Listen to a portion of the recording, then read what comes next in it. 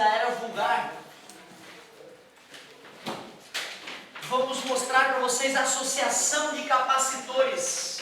Associação de capacitores.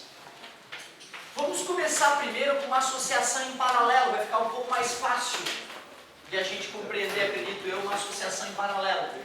Tal e qual nos resistores, uma associação em paralelo de capacitores é aquela na qual estão conectadas todas as entradas e todas as saídas dos capacitores.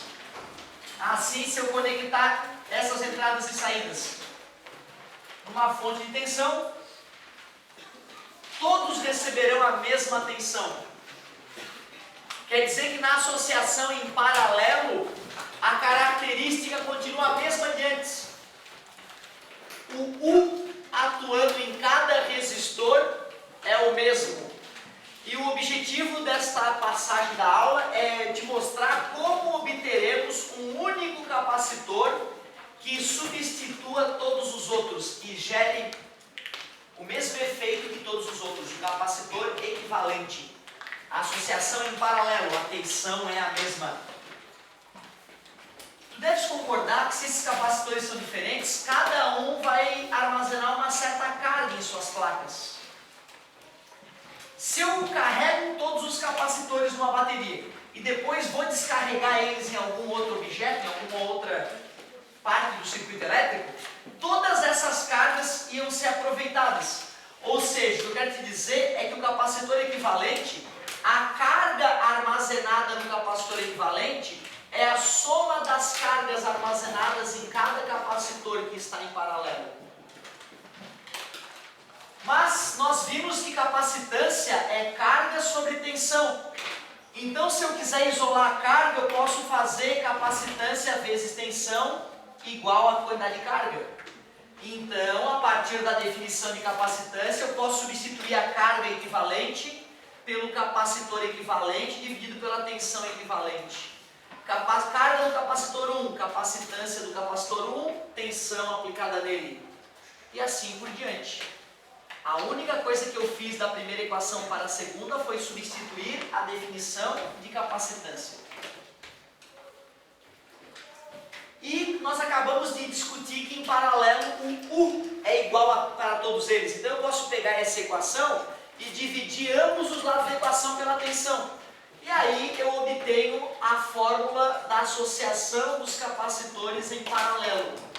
Olha que delícia que é achar o capacitor equivalente quando eles estão em paralelo. É só somar os capacitores. É só somar a capacitância dos capacitores. Agora vamos estudar uma associação em série de capacitores para ver o que acontece. Tu vê, né, cara? Eu poderia ter simplesmente falado, galera, em paralelo soma. Eu fiz questão de deduzir a equação para que fizesse um pouco mais de sentido. Nessa outra passagem aqui, para associação em paralelo, tem algo um pouco perigoso aí que vai acontecer. Observem qual é o perigo que nós enfrentaremos com os capacitores em série. Associação de capacitores em série agora. Quando eram resistores em série, a corrente elétrica era a mesma, né?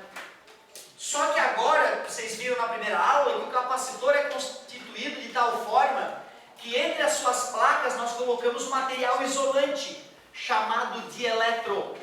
Portanto, não faz sentido em falar em corrente elétrica que atravessa o capacitor. Pelo menos não por enquanto. Os capacitores não serão percorridos por corrente elétrica. Então nós vamos ter que prestar atenção aqui na associação em série de capacitores. A maneira de reconhecer a associação em série é igual aos resistores. Não pode ter bifurcação de um capacitor para o outro. Se eu tiver uma bifurcação aqui, pronto, esse aqui já não vai mais estar em série com os outros. Então, eu tenho que ter a saída de um capacitor conectado na entrada do outro, a saída desse conectado na entrada do outro, sem bifurcações. nós teremos que dar um jeito de descobrir um único capacitor que seja equivalente a todos esses capacitores que nós acoplamos em série. Presta atenção no que eu vou te comentar, cara. Quando eu pego essa associação de capacitores e conecto numa fonte de tensão, o que o aluno tem que entender é que a placa conectada ao polo negativo da bateria vai ficar negativamente carregada. Esse excesso de elétrons que vai aparecer aqui vai induzir um excesso de próton nessa outra placa. Se forem 2 milhões de elétrons em excesso, vai aparecer 2 milhões de prótons em excesso aqui nessa outra placa. Porque 2 milhões de elétrons serão repelidos por esses elétrons aqui. Essa indução de elétrons vai gerar um excesso de prótons. Esses prótons ficaram em excesso nessa placa porque os elétrons migraram para outra placa. Portanto, olhando por essa ótica, fica nítido que na associação em série, se eu tenho 2 coulombs de carga armazenada no capacitor 1, eu também tenho que ter a mesma carga armazenada no capacitor 2. E eu tenho que ter a mesma carga armazenada no capacitor 3. Portanto, não é o I que vai ser igual, é o Q que vai ser igual. É a carga que é igual na associação em série. Isso a galera aceita. Só que quando eu digo que essa carga é igual também à carga do capacitor equivalente, a galera não gosta disso. Porque parece que é anti-intuitivo, né? Eu fui lá, peguei 10 capacitores, cada um com 2 coulombs. Aí eu vou lá e vou descarregar esses 10 capacitores. Em vez de eu aproveitar os 20 coulombs, eu aproveito só 2 coulombs. Isso é anti-intuitivo, né? Por isso que muita gente erra essa parte. Pensa assim, cara, isso aqui não é isolante, pô. Isso aqui não é isolante, caramba. Isso aqui não é material isolante. Portanto, te pergunto, como é que as cargas que estão entre os capacitores vão ser aproveitadas? Quando eu pegar esse fiozinho aqui e esse aqui e descarregar numa lâmpada, por exemplo, para fazê-la brilhar, só essas cargas positivas vão de encontro a essas cargas negativas. Na verdade, são os elétrons, né, que vão de encontro a aquelas cargas. Portanto, eu só posso aproveitar as cargas de um capacitor, não de todos. Por isso que a carga é igual em todos e é igual no equivalente, inclusive. Isso é muito perigoso, porque é anti-intuitivo. Como a galera costuma muito usar o coração, às vezes, na hora de fazer a prova de física, acaba errando nessa passagem, então. O meu coração diz que se eu tenho 10 capacitores, a carga que eu aproveito é dos 10. Mas não é. Porém, a ideia anterior continua. Ó. Esse U, essa tensão total aplicada nos vários capacitores, uma parte dela está sobre o capacitor 1, outra parte está sobre o capacitor 2, outra parte está sobre o capacitor 3. Então continua valendo aquela ideia que o U total, que seria o U atuando no capacitor equivalente, é a soma das tensões atuando em cada capacitor. Ou seja, a associação em série continua divisora de tensão como outrora. Usando a definição de capacitância, qual é a definição de capacitância? Capacitância é carga sobre tensão. Se eu isolar o U, fica Q sobre C, né? Então, se isso aqui é o capacitor equivalente, se eu estou falando do capacitor equivalente, quem é o U equivalente? É a carga do capacitor equivalente dividido pela capacitância do capacitor equivalente. Quem é a tensão do capacitor 1? É a carga dele dividido pela capacitância dele. Carga sobre capacitância. Só estou substituindo a definição de capacitância na equação anterior. Mas como todos eles têm a mesma carga, se eu pegar essa equação e dividir ambos os lados dela por essa carga aqui, os numeradores se transformarão em 1. E aí surge a fórmula da associação em paralelo de capacitores. Desculpa, em série de capacitores. Se o aluno quiser uma decoreba prática e rápida, é só ele perceber que a associação de capacitores, as fórmulas para achar o capacitor equivalente, ficaram invertidas comparada com as fórmulas para achar resistores equivalentes, né? Na associação em paralelo de resistores era assim, ó, R, R, R. E na associação em série de resistores era só somar. Mudou agora. Quer dizer que aquele macete de pegar o resistor menor e substituir por vários maiores, que a gente usava em paralelo, podemos usar agora na associação em série de capacitores. Eu vou poder pegar o capacitor de 3, por exemplo, e colocar 2 de 6 no lugar dele, ou 3 de 2, aquele macete que nós usávamos vai continuar valendo.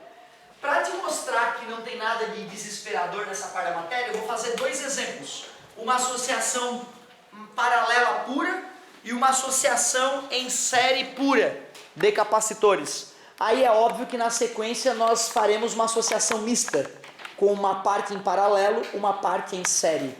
Muita atenção agora para os exemplos, hein? Vamos fazer, e tinha prometido para vocês um exemplo de capacitor esférico também que eu não fiz, né? Então vamos criá-lo. Então olha só, pessoal, 2 circuitinhos bem clássicos. Vamos pegar 2 capacitores, vamos associar em série e conectar uma bateria, pode ser uma bateria de carro, 12 volts. 2 capacitores, vamos colocar aqui capacitores realistas de 3 nanofarad e 6 nanofarad, capacitor 1 e capacitor 2. Claro que nós poderíamos perguntar qual é o capacitor equivalente, qual é a carga armazenada, seja no capacitor equivalente, no capacitor 1 e no capacitor 2. Outra, qual é a tensão no capacitor 1 e qual é a tensão no capacitor 2. E eu quero responder essas perguntas para o circuito A, e vamos fazer o mesmo circuito, só que botando os capacitores em paralelo. Ó, é exatamente o mesmo circuito, são os mesmos capacitores C1 e C2 com os mesmos valores, só que agora em paralelo. E eu quero responder essas questões: capacitância equivalente do circuito, carga em cada capacitor e tensão em cada capacitor. Depois a gente pode fazer um circuito com associação mista. Vocês vão ver que as bases que nós tivemos na eletrodinâmica dos circuitos elétricos com resistores vai ser fundamental para a gente resolver esse tipo de circuito. No circuito A, como os resistores estão em série, para eu achar o resistor equivalente, não adianta só somar. Eu vou ter que fazer aquela soma especial, né? O inverso do capacitor equivalente é 1 sobre C1 mais 1 sobre C2. Claro que, como eu havia dito, eu posso substituir esse de 3 por 2 de 6, aí ficaria um 3 de 6. E 6 dividido para 3, 2. Então eu já sei que é 2 nanofarad a capacitância equivalente. Mas nem todo mundo é obrigado a acompanhar o macete, então vamos fazer ali. Só que eu não vou usar o nano para fazer a conta, porque eu entendo que na resposta já vai ter o nano, né? Divide pelo de baixo, multiplica pelo de cima. Capacitância equivalente 6 sobre 3. Capacitância equivalente 2 nanofarad, como nós prevíamos.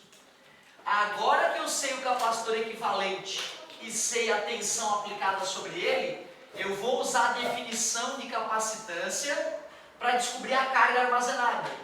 2 nano é 10 na menos 9, eu quero a carga armazenada e a tensão é 12. Está dividindo, passa multiplicando, 24 vezes 10 na menos 9 coulomb, ou 24 nanocoulomb. Essa é a carga do capacitor equivalente. Mas o que nós vimos na associação em série? Que a carga é igual para todo mundo, portanto a carga 1 também é 24 nanocoulomb e a carga 2 também é 24 nanocoulomb. Isso só ocorreu pois é em série a associação. Já matamos então para a letra A o capacitor equivalente, a carga em todo mundo, só falta achar o U no 1 e no 2. E para tal, eu usarei mais uma vez a definição de capacitância, carga sobre tensão. Primeiro eu vou fazer o capacitor 1. Qual é a capacitância dele? 3 nanofarad. A carga armazenada dele foi de quanto? 24 nanocoulomb. Vamos calcular o U. Está dividindo, passa multiplicando, está multiplicando, passa dividindo. Nano dividido por nano vai dar 1. E 24 dividido por 3, 8 volts. 8 volts. Se dos 12 volts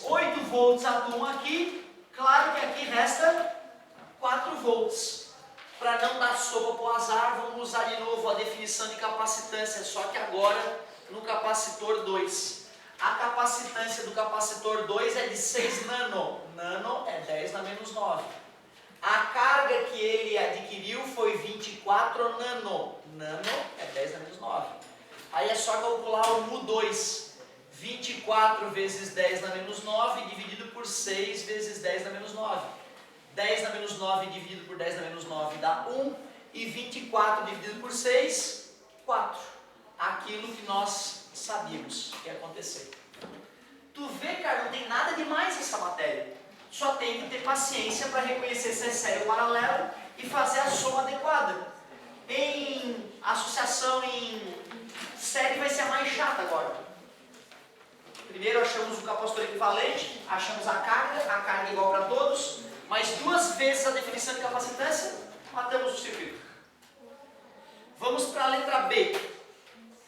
A letra B é uma delícia, porque achar o capacitor equivalente não dá trabalho nenhum, é só somar os capacitores. Se um deles é de 6 e o outro é de 3, 6 mais 3 na matemática profunda, 9 nanofarad. Matamos a primeira pergunta. A carga armazenada em cada um deles. Primeiro eu vou fazer separadamente a carga armazenada no capacitor 1 e no capacitor 2.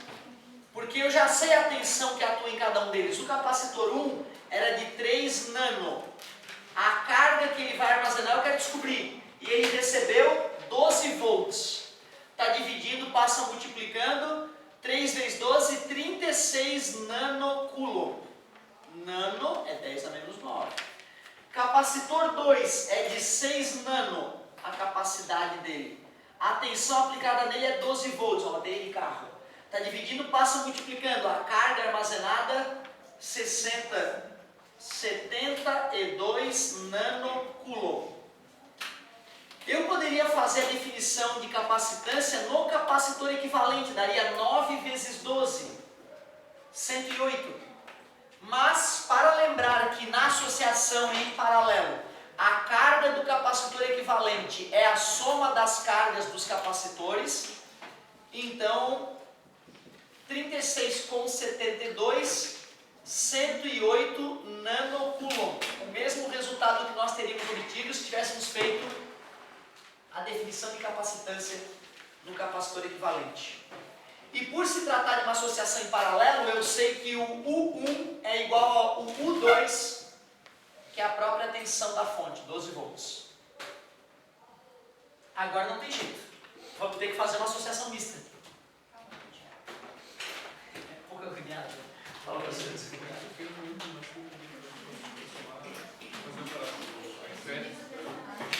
Um macete, cara. Olha só o que consiste o macete.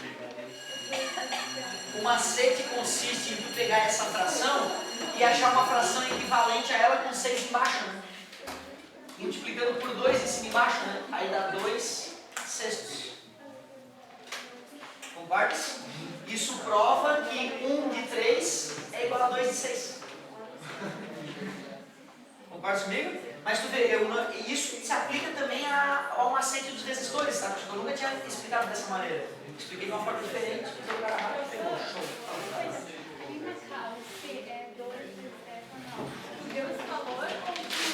Esse aqui? Não. 2 vezes etanol. Aí, deu esse valor. Não, eu sei, mas aquele deu, né? Não, eu fiz essa soma aqui, né? Eu fiz a soma do 3 e do 6. Aí deu 2. E o Nzinho é o 10 a menos 9, né? Valeu, galerinha. Muito obrigado pela paciência essa semana. Comportem-se, façam exercícios e tragam dúvidas.